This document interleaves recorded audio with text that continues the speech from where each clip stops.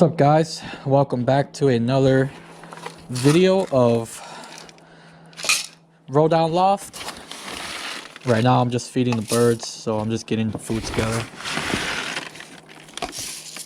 I like to feed the birds some corn during winter just so it helps the birds stay warm.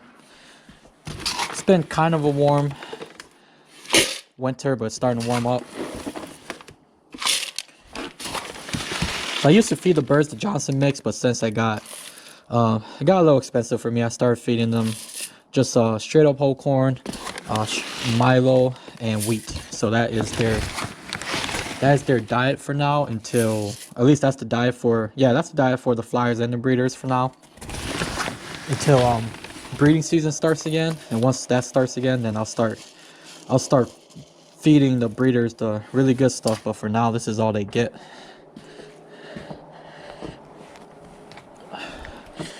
Alright, so we are headed to the loft and kit box.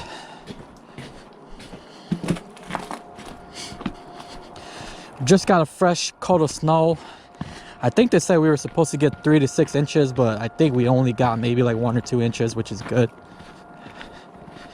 I hate dealing with snow. Debating if I want to let the birds out, because they usually kind of get confused when there's like fresh snow on like the rooftops and everything, but I think we should be fine.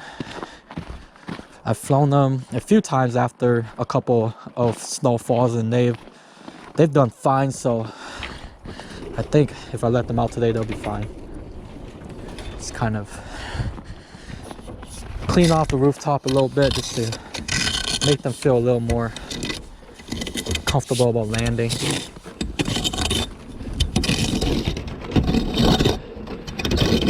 Probably should be doing this with snow broom, but I don't have one with me, so I think this should work out. I'm just recording with my GoPro today, so sorry if the video isn't that great. Alright, let's let the kit birds out. They sound like they want to fly. Right now it's perfect conditions, very light winds, sunny. I think it's about maybe like 3:30 right now.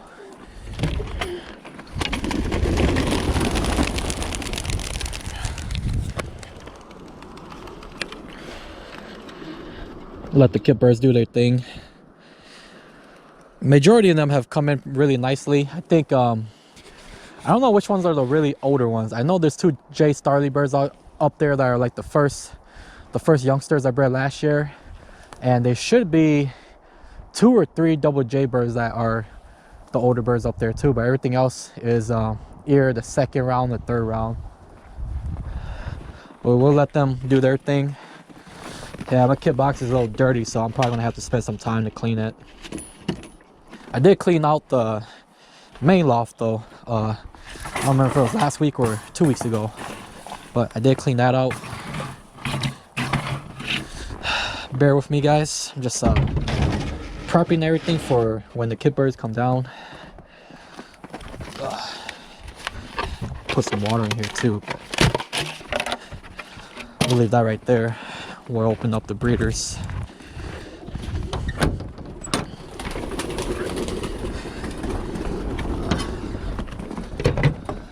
I guess I'll open both sides just so we can get some light in here.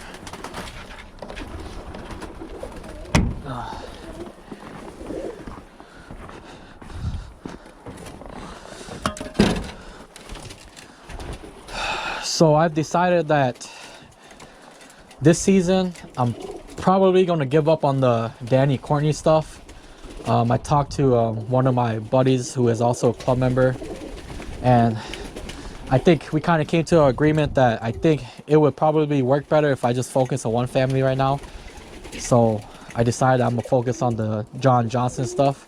Not saying anything about the DC stuff, it's just that it's just much easier to focus on one family instead of trying to focus on multiple families, especially when you're limited to how many kit birds you can fly, because I only have 1 kit box, and if you have a bunch of different bloodlines flying together, they may not fly in sync, if you guys understand what I mean by that. But let's go ahead and give, I know these birds are thirsty, so let's get them some water real quick. Water jugs right here.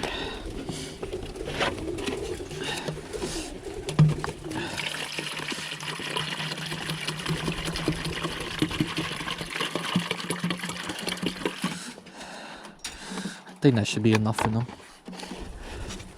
I try not to make it full because I only got one drinker per breeder loft and kit box, and it's just a pain in the ass if you have to thaw it out every day. So I just put enough in there so when I come out I could just slam it against the cement and break it apart and just put more water in there. Downfall to that is that you'll end up breaking drinkers.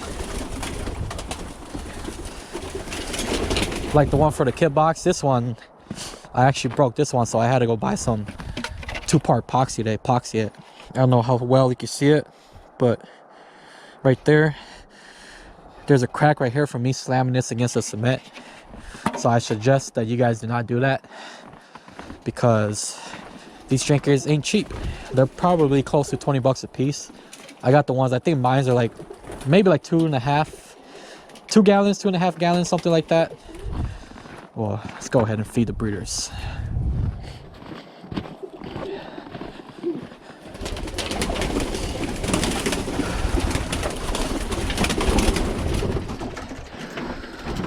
So let's see, birds that are gonna go away because I'm gonna be focusing on the John Johnson stuff. Let's throw the food in here real quick. Try to get some quick video of the birds that will be going away. The ones that were loaned to me. See, that red grizzle right here, that one that just flew off, that one is a Danny corny bird. That one is going to be returned. This red bar right here with the white flights, that's a Danny corny bird. That bird is going to be returned. And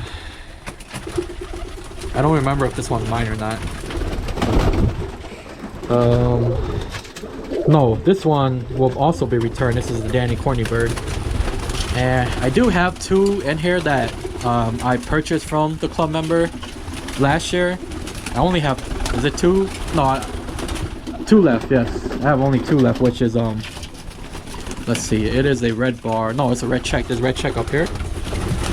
That guy right there that's just sitting in the middle. And there is a blue bar too. This blue bar right here.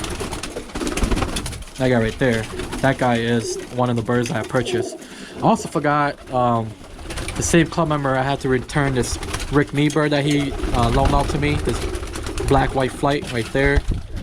And there's also another DC bird in here that belongs to him. It's a dark check. I don't know how well you can see it, but there's a ball head dilute right there, and there's a dark check right next to it. That's a cock bird. That bird's going to be returned also. Other than that, those birds are going to be returned. I do have 2 DC birds that I bred last year. I'm going to keep those guys. I kind of bred those for stock. I'm not sure I'm going to plant. I probably should breed them this year just because I bred them. So I might save 1 kit box for those 2. Because I'm pretty sure this guy is a cock bird. This red check right here. I bred that guy. I'm pretty sure that guy's a cock bird. And there is another one that I bred in here somewhere. It is this guy up here. I'm pretty sure that's a hen. Let me see if I can catch it for you guys. It's a very pretty hen. I decided to keep this one because I'm really into muff birds, and this bird has some beautiful muffs, so I decided to keep this bird right here. But I'm pretty sure this is a hen, so if this is a hen, this one's going to be bred with that red check in that corner.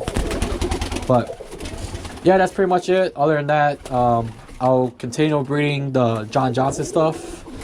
I might switch some pairs around this year. I think I probably should, but I did a very bad job of keeping track of the birds I bred last year, and I was very inconsistent of keeping track of which birds came from which pair. So I probably have to do much better of keeping track of all that stuff this year. And I still got the J Starley pair in here.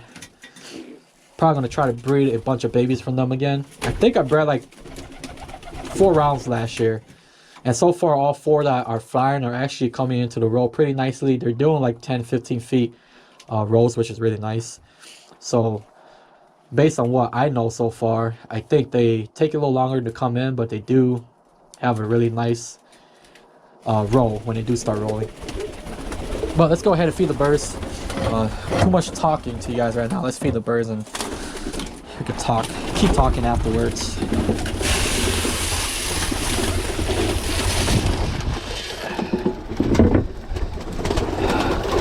there's another bird that belongs to a club member, another DC bird. That one needs to get returned also.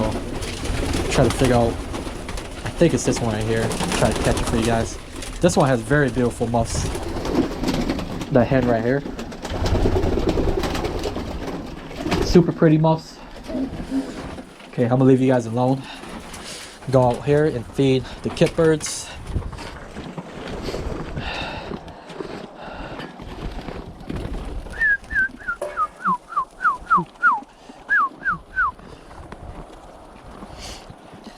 So I think right now the birds like I can actually confirm that are actually coming into the roll doing at least 10 15 foot rolls is these two blue checks in here. These both are double J birds, John Johnson birds.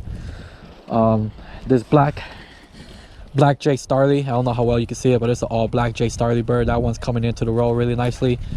Red one, which is a sibling, the older one that resets the all red one, that one is coming into the roll really nicely. There's two other ones, the ash reds or whatever, these two gray ones. There's one right here, and where's the other one's coming in right now, but one of them is coming into the roll pretty nicely too. One of them is older, one of them is younger. I can't tell them apart, they look exactly the same. So like I said, I have to do a better job of keeping track of records and everything. But as you can see, these are all my kit birds. I believe there are 16 birds in here. A few John Johnson birds, a few DC birds, and a few J Starley birds. And this random blue check white fight, that guy is a that guy came off of my Higgins / Norm Reed pair. That's a cockbird. I'm probably going to be getting rid of him. I don't need him. I don't have anything to breed with him. And I think this spring I'm probably going to mark some of the birds with like color, just so I could tell which birds are rolling and which ones aren't. But I'm pretty sure I know which ones are coming into the roll and which ones have not yet. So let's go ahead and get these guys fed.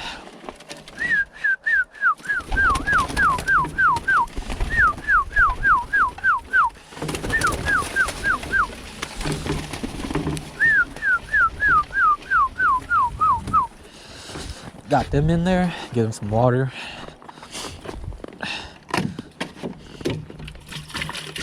I think what I started doing is that when I feed them water, or when I feed them, I give them water, and when I leave them alone for a few hours, I come back and I just pour the water out, just so I don't have to deal with frozen water and try to thaw everything.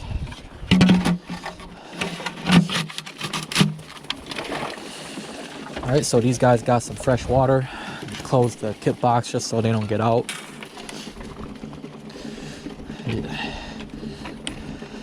Open the trap door so they can see. I was gonna, this bottom piece right here, I was gonna take that off and put plexiglass on there, but I kind of got lazy and never did. So I'll probably wait till spring, till it gets a little warmer, then I'll figure that out.